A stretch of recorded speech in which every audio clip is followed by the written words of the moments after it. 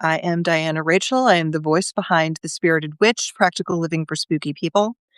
And you're joining me on kind of an odd day because about half an hour ago, just when I was getting up to prep to do the live, power went out in my neighborhood, and apparently for a good chunk of Kalamazoo, and it looks like it's not going to be repaired till this afternoon. So we are getting creative today.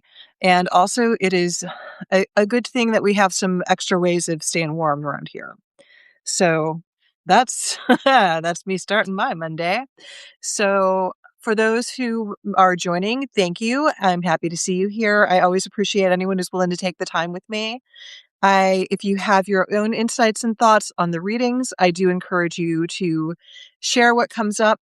Usually I pregame and have the card drawn beforehand. Today kind of threw me, so I am shuffling as we speak for what the community tarot card is.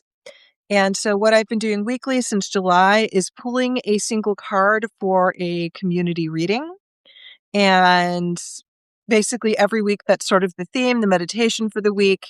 Yes, my cards can get a little political, even when I try to get them not to be. It's just, there's big things happening, and the things happening aren't necessarily political. They are just playing out through politics, mostly in a way that affects everybody. It's like, wow, you guys are noisy today.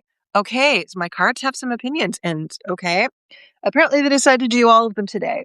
So, yep, they really did. Okay. So apparently my Patreon cards got drawn too. So what happens is right after I do the 1-card draw for the Spirited Witch Substacks, I go over and do a 3-card draw for the Spirited Witch Patreon, which gives a little bit more depth to the initial reading and gives me a chance to hang out with my Patreon members and spend a little more time. But again, this is partly community building, community connecting. So ideas, thoughts, chatter, always welcome. So again, thanks so much for joining me. Just a heads up, I am working with a power outage, and right now I am tethering my phone so I can shoot from my iPad. Let's hope that keeps up. I did have a weird impulse to charge up all the things yesterday, and I'm so glad I did. So with that said, it looks like folks are here. Hi, good morning. Thank you so much for taking the time with me. And the card, interesting. So the card that was so eager to break out of the deck that my deck behaved in a way it hasn't in years is the Chariot, which that means things are going to move forward. There is going to be progress. So right now, hi, thank you so much for joining me, and good morning. So since there's a few new folks that joined, I do encourage conversation and comment if you have your own insights about the card or about anything I have to say about the card. By all means, speak up. I encourage it. I do have a line, but nobody has ever crossed that line so far. So the card for this week, the wisdom of this week, is the Chariot, and I use Tarot of the Spirit. And so this is weirdly Thoth inspired, but not. But the Chariot is all about progress, moving forward, getting out of a cycle, which given the entire cycle that has been the decade that January was, I am down for moving forward, although what moving forward means can be a good thing or a bad thing. From my perspective, we've collectively, globally been moving backwards, so a big step forward seems like a gift to me. So how would you use that in your life? One is, I know that the advice from the cards the last 2 weeks has been rest, evaluate, look for what feeds you and doesn't. I did a 2020 tarot projection for 2026, 1 card for each month back in October that I posted in December.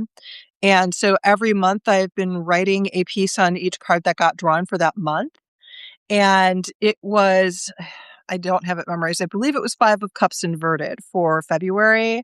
And a lot of it came down to, trim your dead leaves, look for what's feeding you, look for what you're giving to that isn't giving back, and shift things around so that there is more mutual everything. And so it seems like people are feeling rested and ready to jump back in. And so just remember, you still need to assess your spoons before you go, and do your best to go to bed with at least 1 or 2 spoons left. That is how you can recover and reboot and increase your spoons over time. and especially since everything has been designed to cause burnout. So this get up and go, that's a very good thing. Just be cautious with it. Be smart with it. Um, there is a more literal thing about doing your car maintenance, doing your vehicle maintenance. So check your tires, change your sparks plugs, make sure you've got your mileage check-ins done. And I'm seeing Heidi Fitzer. Yes, good morning. Hi, yes, packing for my move. So on the individual level, yes. And for the community level, collectively, it's a time to start preparing for the next thing. I know I have convocation coming up. So the Chariot, I have people coming into town and then coming with us to the convention. So there's a lot of preparation this week where a lot of my side projects are just going to have to stay on the back burner because preparing for this convention takes that much energy. Um, Heidi, the car's been checked since last week. That's great. So for the general collective, it is also a look at the different ways things travel for you. It's not just cars and traffic. Chariot's a very Mercury card. It's also a very solar card because solar and lunar, because there's different mythologies where different beings would take a chariot across the sky night and day.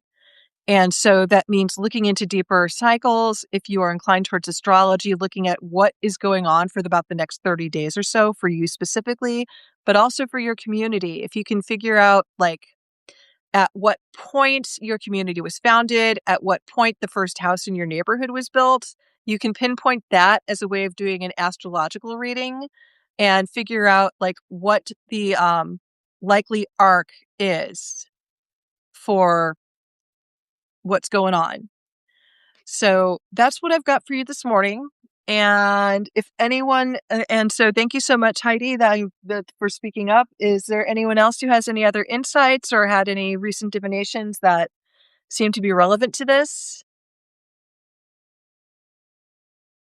It's one of those mornings, isn't it? It's been all right. I'm starting to saying thank you. Okay. All right. Have a good morning. I am going to hop over to my Patreon in a few minutes. It's just my week is starting weird, but usually if Monday is bizarre, then the rest of the week pretends it's normal. So that's what I've got. Stay magical, everyone. And start saying no, but this makes sense. It does. Things have to move forward. I am looking forward to taking some time and watching that halftime show. I do not care about the ball game. I keep looking for that superb owl and never finding it. But I'm weirdly excited to go back and watch that, to watch the halftime show, partly because I do speak Spanish, so that helps. All right.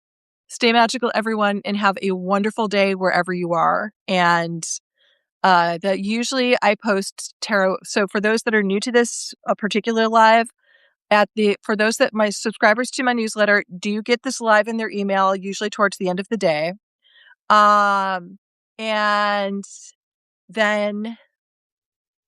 And then I also, in that email, I have some comments, and then I also have some keywords and tarot notes for people studying tarot to integrate with whatever they're already studying. And I do a different version out of the Patreon. The Patreon does tend to be a little more political because my tarot deck decided to name itself and tell me that it really wants to see the patriarchy go up in flames. My tarot deck. I may feel that way, but I'm going more for the ice type thing. So she's spicy. Okay. Good morning and stay magical, everyone. Have a good one.